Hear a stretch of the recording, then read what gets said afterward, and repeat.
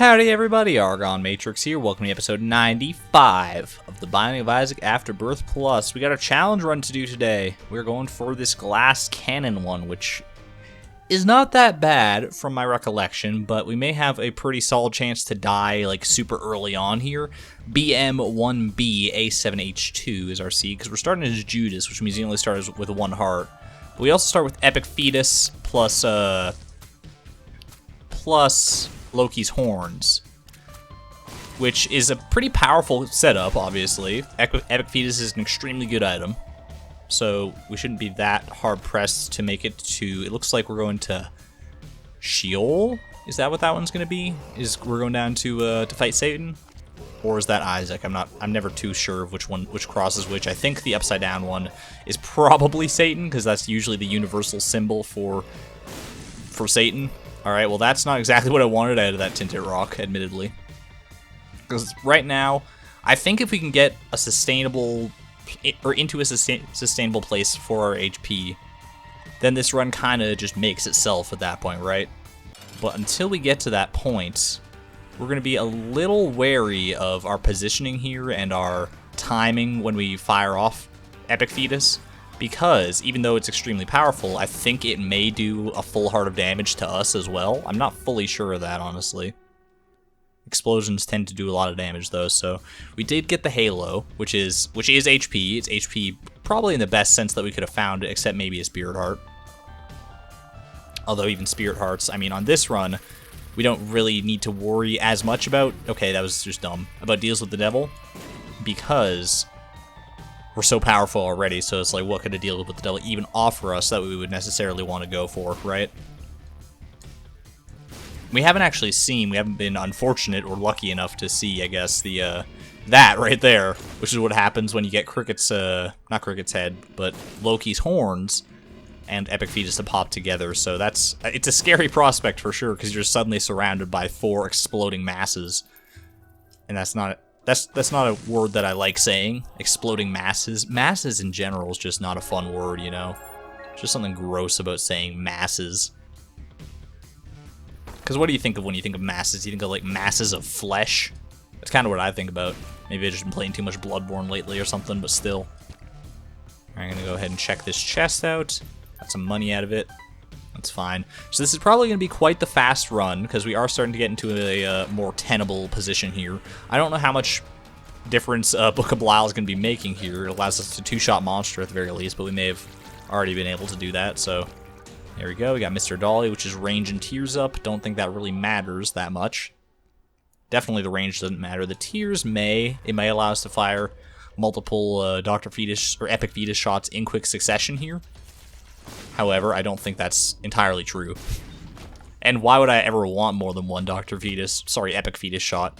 I know it's a very appalling decision or confusion to make, confusing Dr. Fetus and Epic Fetus. How could I ever confuse such distinct items? My god, that was bad. This could be our second secret room, actually. No. It kind of felt like a weird dead end sort of thing, but I guess not.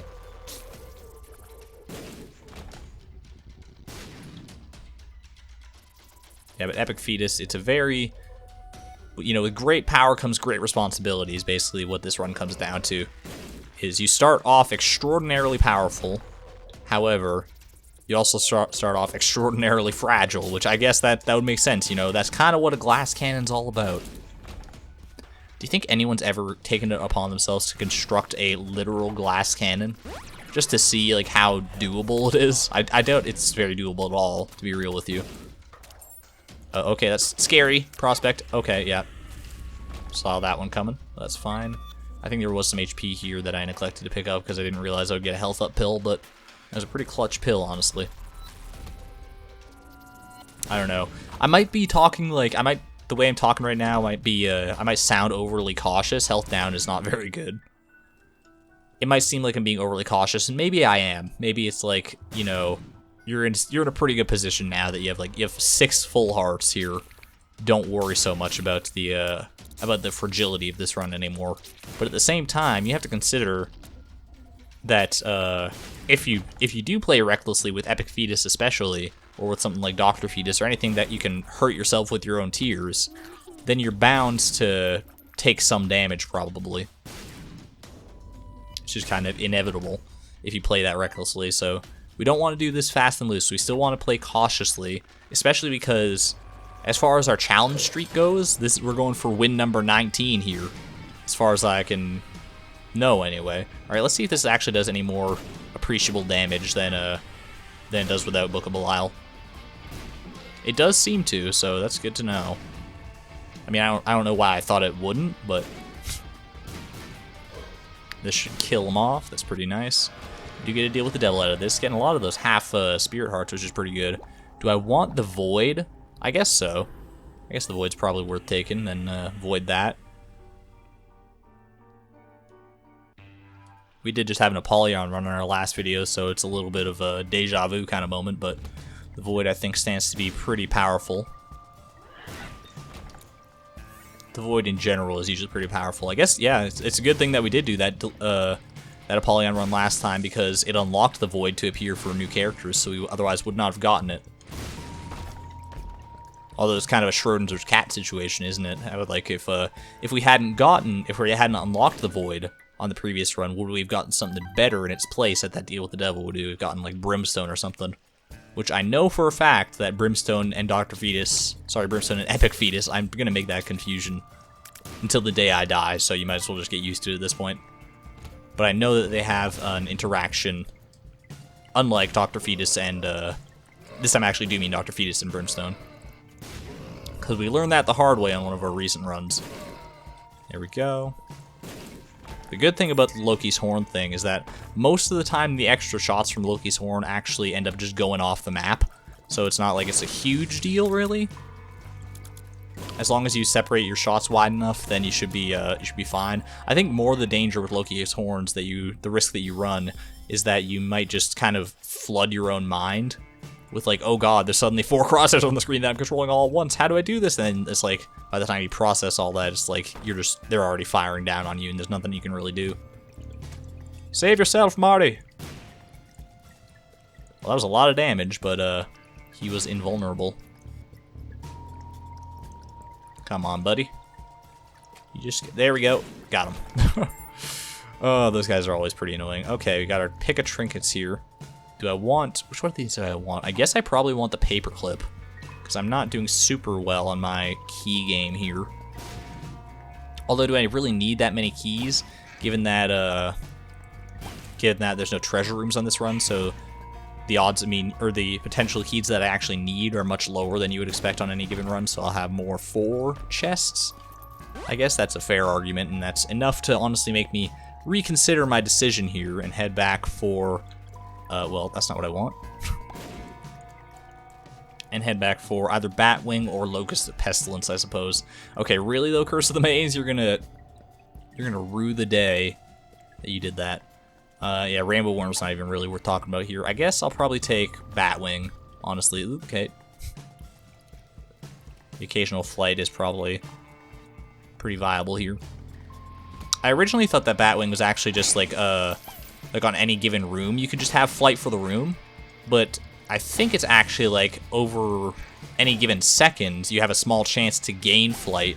And then, like, if you do, then you could gain flight for, like, half of the room. You could gain it for, like, the second half of the room. I think that's how it works. Like, as long as there are still enemies in the room, the chance to gain flight remains. So it's good to keep that in mind. I could use Void to get our Book of Belial charge here, but okay. How does this actually work? Does this give us, actually, like, 2 crosshairs? I don't know. No, wait, no, Incubus is just firing on its own. Okay, so Incubus is not affected by Dr. Fetus, or by Epic Fetus. I know it's affected by Dr. Fetus, but it fires out like little tiny bombs. Little micro bombs. WarioWare micro bombs, you know? So if I had known this, then I probably would have just voided Incubus, which is like a blasphemous sentence to even say, to even consider voiding Incubus. But really, in this circumstance, it's not super valuable. The extra tiers could be nice, could allow me to target down enemies that might otherwise be more resistant to Epic Fetus, you know? But for right now, I'm doing just fine, honestly. Obviously, Epic Fetus does not need that much to support it. The main thing we're hoping for right now is some sort of immunity to explosions, but usually you get an item like that from a treasure room, so the odds of us finding one on this run are not super high, I would say. I don't even know if we can find one, barring like if we buy Chaos in the shop and then get it on a deal with the devil or something. But we're not going to bank on it, is all I'll say. Okay, I think that black heart was valuable enough to have lost. Like rooms like this are actually pretty gnarly with Epic Fetus. Having like a ton of tiny enemies is kind of the bane of it. There we go though. Managed to make it work. I am starting to run somewhat lower on HP than I feel comfortable with, admittedly. So hopefully we can remedy that in the near future. Because I feel like I'd feel bad if this was the run that I lost my challenge streak on, you know? I know I'm going to lose my challenge streak eventually. I have no delusions of making it through all 35 challenges without taking a single loss. I've made it more than halfway at this point, admittedly, so that puts me in a pretty comfortable spot here, but we've only been tackling the Rebirth challenges so far. The ones that were added in Afterbirth and Afterbirth Plus are so much worse. Like, most of them are still okay, they're still not that bad, and some of them are still, like, thematic, but not necessarily that hard. But there are the occasional ones that are just outright, like, what the fuck were you thinking when you designed this challenge, you know? Wheel of Fortune is pretty inconsequential, because we're not going to be making it down to the chest anyway. Or the Dark Room, we're going to be... The buck stops at Satan, I'm pretty sure. I originally thought that what denoted it from being either Satan or Isaac was whether the cross had a red outline or not, but it turns out all that tells you is whether the run is on hard mode or not. So this is actually a normal mode run to Satan. So it's not even as hard as we would expect it to be, because we're used to playing on hard mode up to this point. We've never even really dabbled into normal mode, which because it's really just easy mode as far as I'm concerned. Okay, I probably want to check that out. The off chance it could be something nice. Could be the start of something new. Oh shit. I don't like this. That was actually pretty sweet though. I didn't think I'd be able to hit them all with the same Epic Fetus shot. That was kind of miraculous. Oh, come on, dude. Jumped right in the nick of time. What a smart fucking guy. Got a regular Taj Mori over here.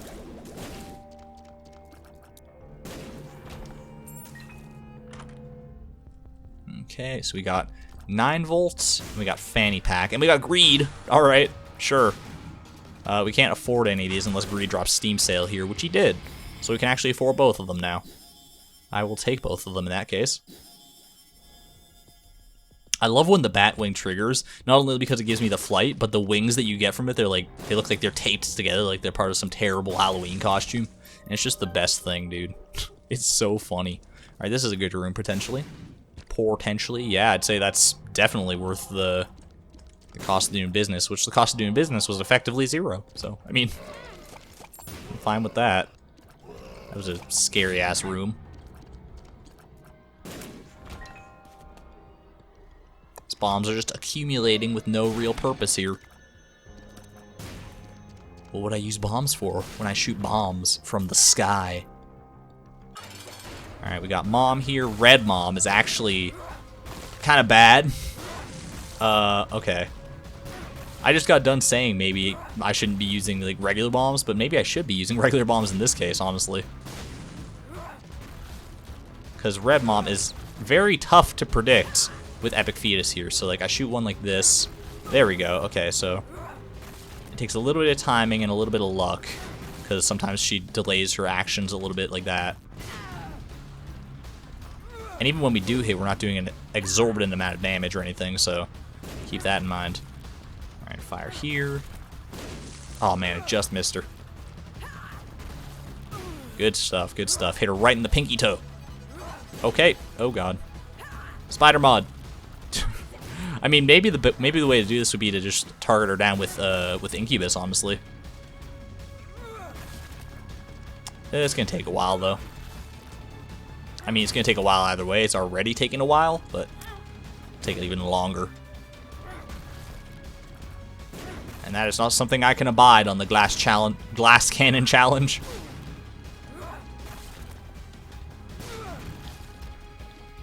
Come on, buddy. Where are you hiding, mom's foot? There we go. We got her. I guess it doesn't really matter what I take here, so I'll take the Polaroid for potential invincibility. The Book of Sin is not something I'm super interested in here. And neither of those are worth fighting for. You might call me a little baby back bitch by not taking on boss rush when I'm clearly in a pretty good position to, in terms of damage anyway. However, I don't want to artificially inflate the length of this run. Plus, I'm a little scared that I could run into some nasty bosses and quickly lose a lot of HP in very rapid succession. Which is also probably why I'm not going to end up doing the Hush fight on this run, even though I'm definitely going to make it in time. Just because it's a very scary prospect. Who would have thought it, man, that on like back-to-back challenge runs here, the Family Man and Glass Cannon, that you would fight the Hush on the Family Man challenge, and then neglect to fight Hush on the Glass Cannon challenge where you start with Epic Fetus. That's fucking hilarious to me. It's the mere concept of that.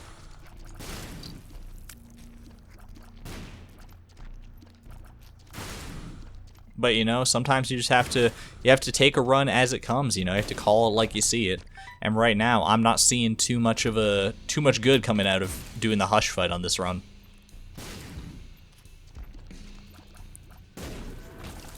Because despite the fact that we are extremely powerful, you got to remember that the Hush also has like scaling HP. So even though we are doing an extreme amount of damage, the Hush is going to have an extreme amount of health. So that's not something that I'm super interested in being interested in. As weird of a sentence as that came out as. When the commentary gets to this point, by the way, when it's like it's been kind of weird over the course of this video, that's the point that I know I need to stop recording Isaac for the day. I felt like I could do one more today. I've done like 3 today already. But at this point, I just need to. You need to stop. It's like that one meme where the guy holds up the sign and he's like, "You need to stop right now. Leave Brittany alone." It's not the same guy. That's a different meme, but. Oh, come on. Polycephalus should not be this bad. There we go.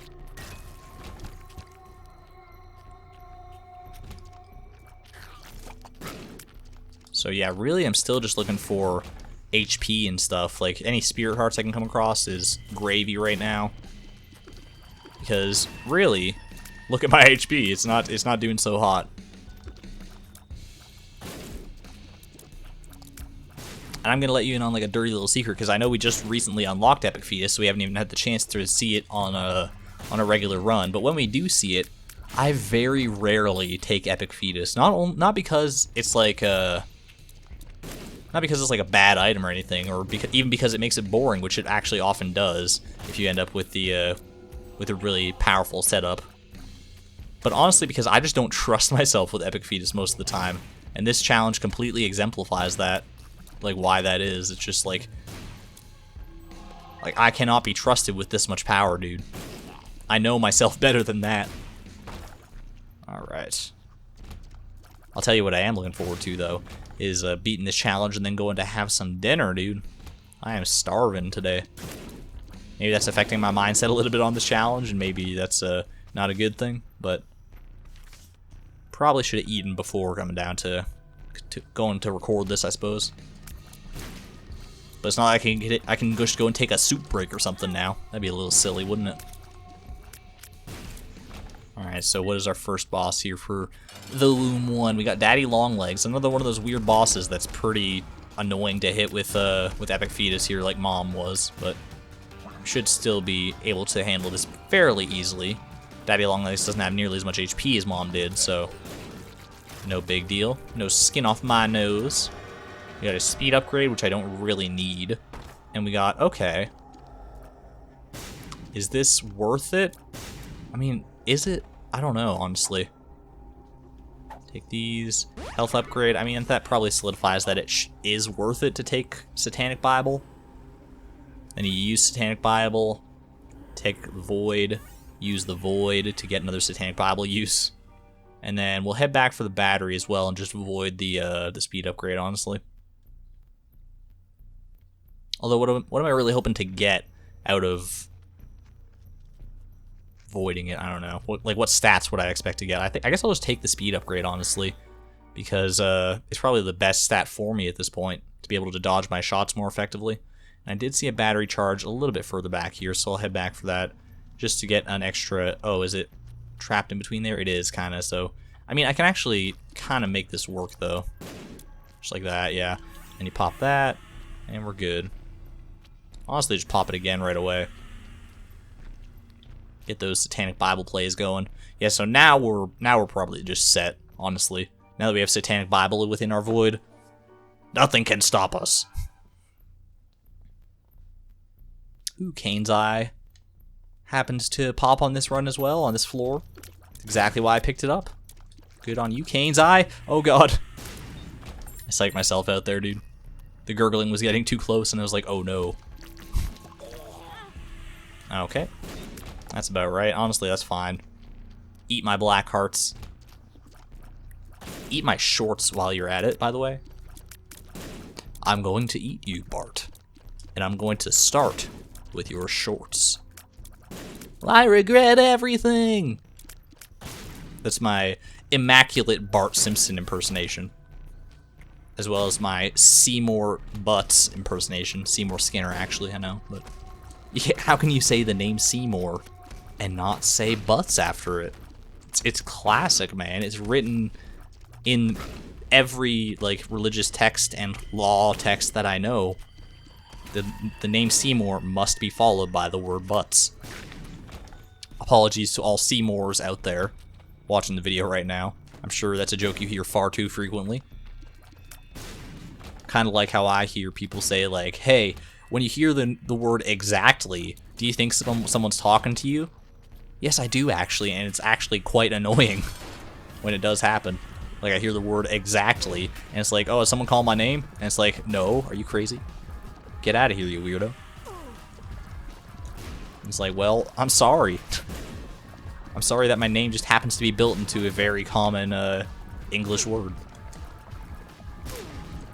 So we're actually going to make this It Lives fight sub 20 minutes here, which is pretty sweet. We're still in time for boss rush. Or we could go down to the Hush fight, but as stated previously, even though we are doing a little better in terms of our HP, I don't think it's wise to do the Hush fight. Epic Fetus is not enough on its own to make the Hush fight doable, I think. And really, despite all the items that we do have, Epic Fetus is the main offensive punch that we're dealing with right now, so... Like, it's not Epic Fetus plus, like, quad shot, it's not Epic Fetus plus anything, really. It's just Epic Fetus and the occasional shots from Incubus doing our main damage here. We actually managed to get Cain's Eye again on this floor as well, so that's pretty good. I think it's only like a 25% chance to get the mapping effect from Cain's Eye, so glad that pulled through in the punch when we needed it the most here. And we didn't need it, obviously. We could have easily made it through these floors without it, but it could help us avoid some nasty rooms. So this should be the final resting place of this run, unless the possibility for a void portal exists after a challenge. I honestly don't know. I've never seen one, but it doesn't mean it's entirely impossible. Oh man, I was very slightly premature with that Epic Fetus shot, and that just ruins everything now. All right, pop the Void to get our last Black Heart, as well as the Book of Belial charge. Now, Satan on his own can actually be quite a nasty opponent with Epic Fetus. Similar to Mom in some ways, at least in his third phase he is. So, let's be careful with how we handle this. Yeah, that's a great start. I would be very upset to come all this way and then just die to Satan. That would have been quite the catastrophe, honestly. No Void Portal, so we'll just end things off here. Easy as that. We got the rules card in the basement. Chubb dislikes smoke. I know that much for sure. There we go. That's episode 95 done and over with.